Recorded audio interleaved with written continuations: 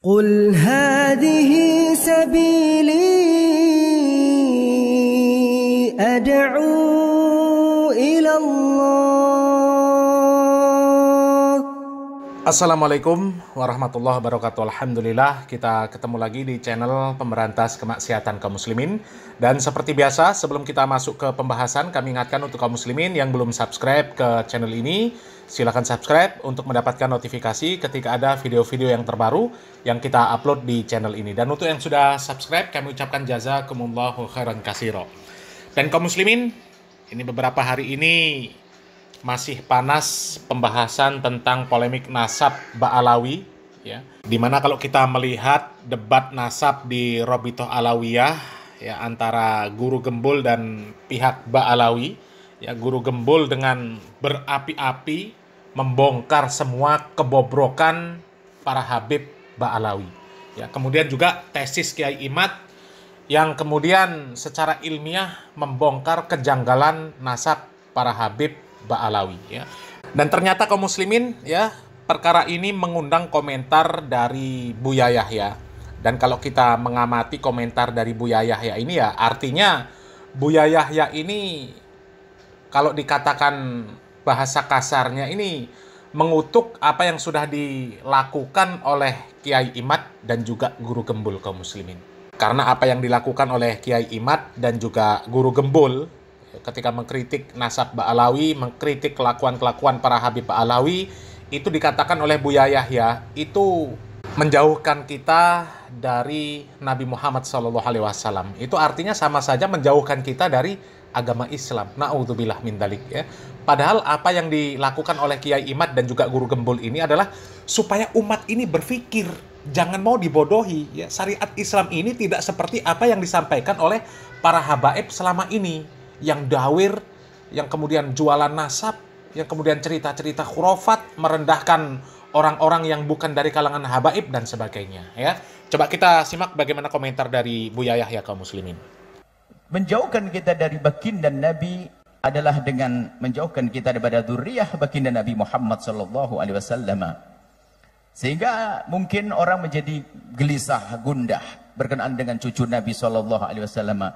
Kalau sudah orang tidak punya cinta dan rindu, tidak punya cinta, penghormatan kepada cucu baginda Nabi, bagaimana mungkin mereka akan sampai kepada baginda Nabi Muhammad sallallahu alaihi wasallam. Nah, kaum muslimin, ya, seperti inilah doktrin-doktrin yang selalu disampaikan oleh para habaib dan juga oleh para pembela habaib, para muhibbin, ya, untuk membodohi kaum muslimin.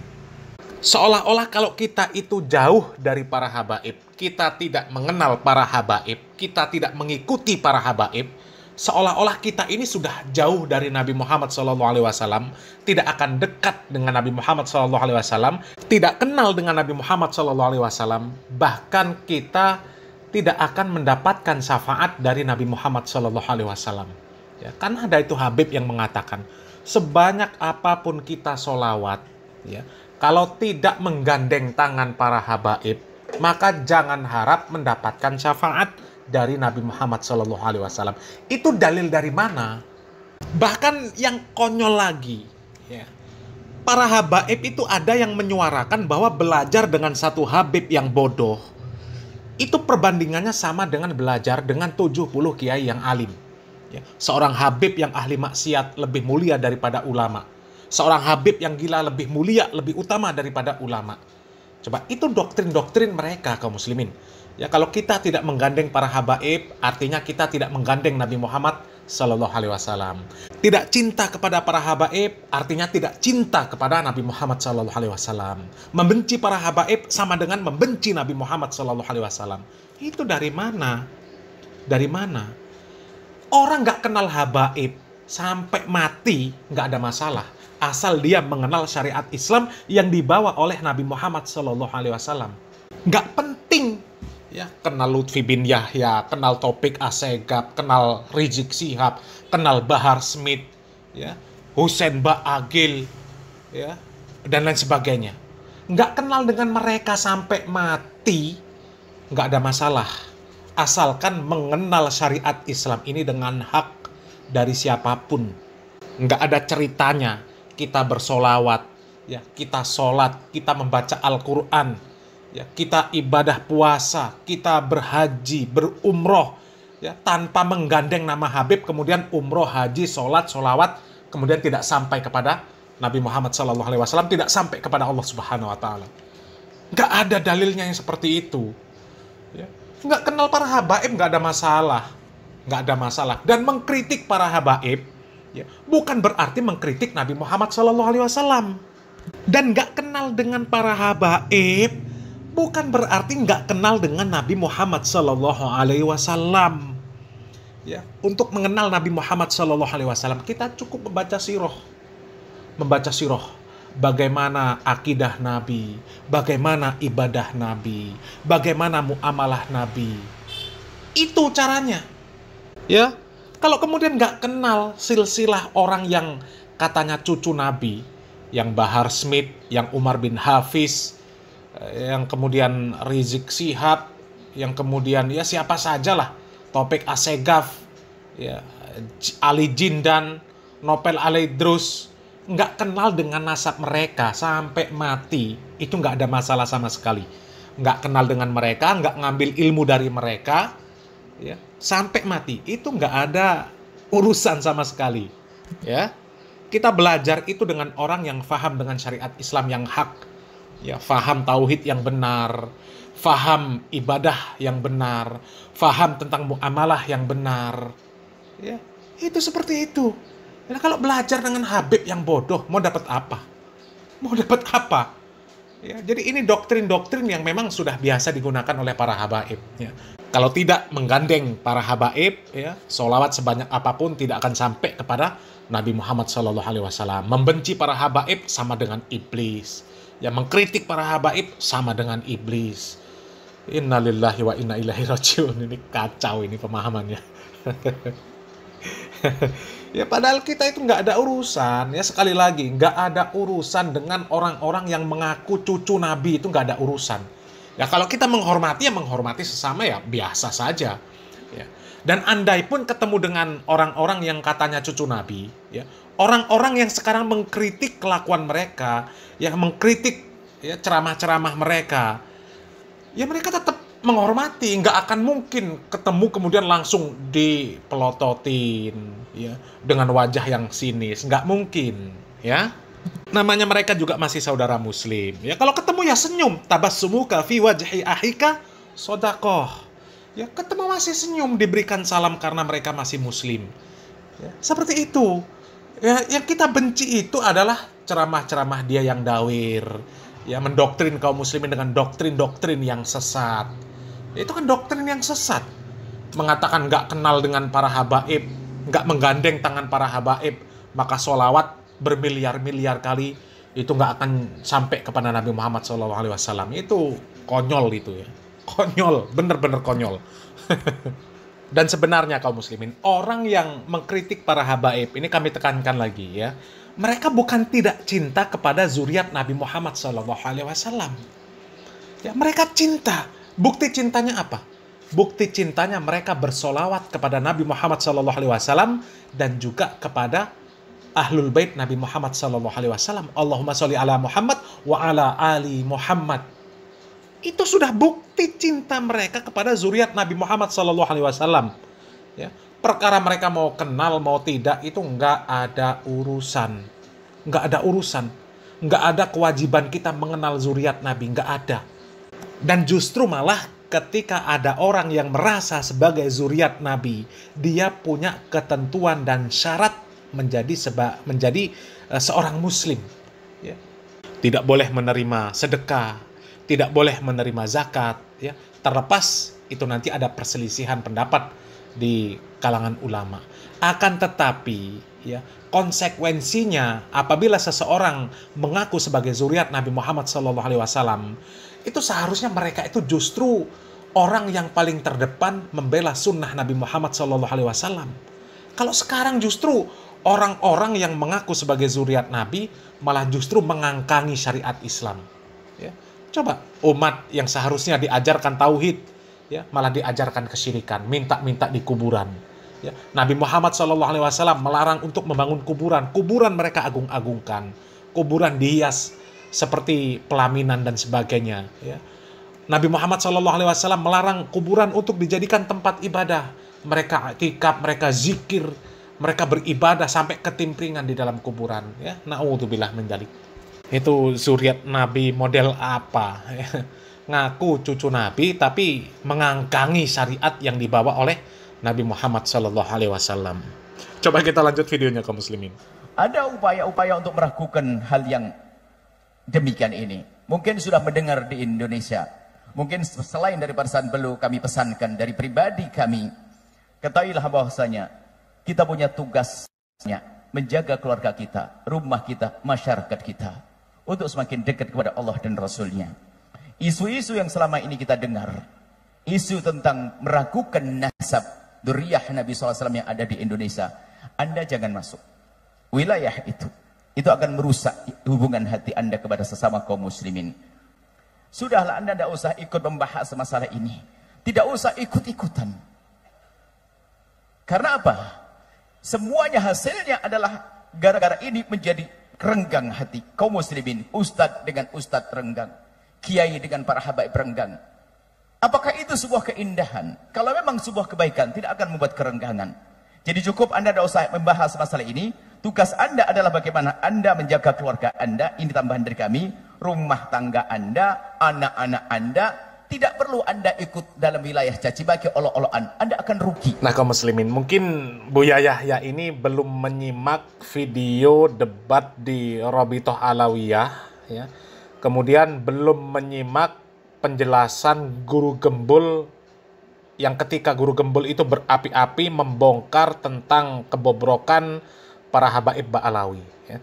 Guru Gembul di sana mengatakan bahwa isu nasab ini sebenarnya adalah puncak dari akumulasi keresahan kaum muslimin atas ceramah-ceramah para habaib, kelakuan-kelakuan para habaib yang mengaku sebagai zuriat Nabi Muhammad SAW. Mungkin selama ini kaum muslimin takut untuk mengkritik, ya, karena mereka takut kualat, karena para habaib disebut sebagai zuriat Nabi Muhammad SAW dan kemudian ya digembar-gemborkan, ya, orang yang mengkritik Habib itu seperti iblis. Ya, bahkan dikatakan Habib yang bodoh itu tetap lebih mulia daripada ulama. Bahkan Habib yang gila pun lebih mulia daripada ulama. Habib yang kakinya dilangkahkan untuk maksiat pun, ya, kakinya itu lebih mulia daripada kepalanya ulama. Ya, dengan doktrin-doktrin yang seperti itu, mungkin selama ini kaum muslimin takut untuk mengkritik para habaib, ya. Kecuali orang-orang salafi yang dia tidak mempan didoktrin dengan doktrin-doktrin kebodohan yang seperti itu kaum muslimin. Ya, mungkin Buya Yahya belum menyimak video dari Guru Gembul, ya, ketika di Robitoh Alawiyah. Kalau sudah menyimak, ya, insya Allah kalau memang akalnya sehat dan waras akan faham, ya, bahwa isu nasab ini sebenarnya adalah buntut dari, ya, keresahan masyarakat terhadap ceramah-ceramah para Ba'alawi yang sangat meresahkan. Dan kemudian kalau dikatakan oleh Buya Yahya yang seperti ini justru akan menimbulkan kebencian, ya, kemudian tidak menimbulkan keindahan. Ya, coba Buya Yahya apa nggak lihat, ya, kelakuan-kelakuan para habaib di dalam ceramah-ceramah mereka. Apakah ceramah-ceramah para habaib selama ini menimbulkan keindahan? Apakah mencontohkan akhlak Nabi Muhammad SAW? Coba lihat Bahar Smith.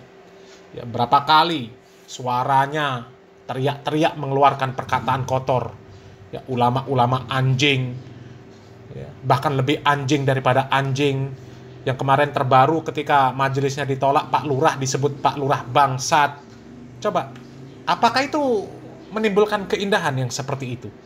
Dan apakah indah, ya, kalau kemudian Buya Yahya direndahkan, dianggap Buya Yahya ini tidak lebih mulia daripada Habib yang ahli maksiat sekalipun, daripada Habib yang bodoh sekalipun. Coba, kemudian seandainya disebutkan, ya, Buya Yahya, ya, punya santri yang mungkin jumlahnya ratusan, mungkin bahkan ribuan, dan kemudian santri-santri Buya Yahya itu dianggap bodoh semua. Ya, bahkan sampai Buya Yahya pun bodoh. Karena apa? Santri-santrinya kok bisa belajar dengan Buya Yahya, sedangkan di sana, di Jawa, banyak para habaib. Belajar dengan satu habib yang bodoh, perbandingannya sama dengan belajar dengan 70 Buya Yahya. Jadi apa keutamaan Buya Yahya? Nggak ada apa-apanya. Bahkan Buya Yahya ini tidak lebih mulia daripada Habib yang ahli maksiat. Ya, tidak lebih mulia daripada kakinya Habib yang dilangkahkan untuk berzina, untuk berjudi, ya, dan lain sebagainya. Bahkan Buya Yahya ini tidak lebih mulia daripada Habib yang gila. Coba, apakah itu keindahan? Coba, ya. Ulama-ulama yang ada di Indonesia, kiai-kiai, ya, ustadz-ustadz, dikatakan mereka tidak lebih mulia dibandingkan kaki seorang Habib. Kaki seorang Habib yang dilangkahkan untuk maksiat. Kepala kiai, kepala buya, kepala ustadz, itu semuanya nggak lebih mulia daripada kaki seorang Habib yang dilangkahkan untuk berzina, untuk berjudi, untuk mencuri. Coba, apakah itu keindahan? Justru orang-orang yang mengkritik para habaib, yang kritis terhadap nasab para habaib, itu justru mengajak kaum muslimin untuk merasakan keindahan Islam. Di hadapan Allah itu yang mulia bukan karena nasabnya, yang katanya nyambung kepada Nabi Muhammad SAW. Yang mulia di sisi Allah itu adalah orang yang bertakwa.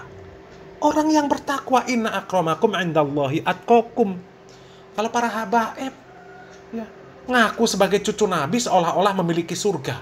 Sedangkan anak Nabi Muhammad SAW, Fatimah, ya, seandainya Fatimah radhiyallahu ta'ala anha, ya, melakukan perkara kemaksiatan, Nabi Muhammad SAW tidak bisa menolongnya sedikit pun dari azab Allah Subhanahu wa Ta'ala. Itu anak Nabi Muhammad SAW, betul. Apalagi para habaib. Ya, coba. Jadi orang yang mengkritik itu justru akan menumbuhkan keindahan. Bagaimana kita ini ya sama semuanya di hadapan Allah Subhanahu wa Ta'ala. Ya, sama-sama kaum muslimin, dan yang mulia di sisi Allah itu yang bertakwa. Bukan yang nasabnya katanya nyambung kepada Nabi Muhammad SAW. Sehingga tidak boleh orang yang katanya nasabnya nyambung kepada Nabi Muhammad SAW merasa lebih mulia dibandingkan yang lain hanya karena nasab. Orang yang Arab ya merasa lebih mulia daripada yang Indonesia. Ya, orang yang dari Yaman ya lebih mulia daripada penduduk pribumi. Coba, mereka itu kan berusaha untuk membebaskan orang-orang pribumi dari perbudakan para habaib. Coba kaum muslimin, ya, para habaib itu ya, kakinya sampai dicium-cium. Orang dari kalangan para habaib, kalaupun gila, ya, itu nggak dianggap gila. Dianggap apa? Dianggap wali. Tapi kalau orang pribumi, meskipun ulama, tetap nggak lebih mulia daripada orang gilanya. Coba, ini kan parah. Lah kalau seandainya, ya, apa yang dikatakan oleh para habaib itu benar, ya, belajar dengan satu habib yang bodoh, yang goblok, itu lebih utama daripada 70 kiai yang alim. Ya, ya tutup saja semua pondok pesantren yang ada di Indonesia ini. Ngapain buka pesantren? Nggak usah ada. Lembaga-lembaga pendidikan itu nggak usah ada. Cukup belajar sama satu habib yang bodoh. Jadi habib yang bodoh itu disebar ke seluruh Indonesia. Ya, suruh kaum muslimin, pengikut-pengikut yang mau nurut digobloki sama para habaib, suruh belajar sama habaib yang goblok-goblok itu. Ya, coba. Ini Buya Yahya ini gimana? Diajak cerdas kok malah milih jadi jongosnya para habaib. Na'udzubillah min dzalik, ya. Kami sarankan ya kepada Buya Yahya untuk menyimak video penjelasan dari Guru Gembul ya ketika debat di Rabithah Alawiyah ya, supaya Buya Yahya ini bisa mikir dengan akal sehat dan waras ya. Salam waras, salam akal sehat. Barakallahu fikum. Wassalamualaikum warahmatullahi wabarakatuh.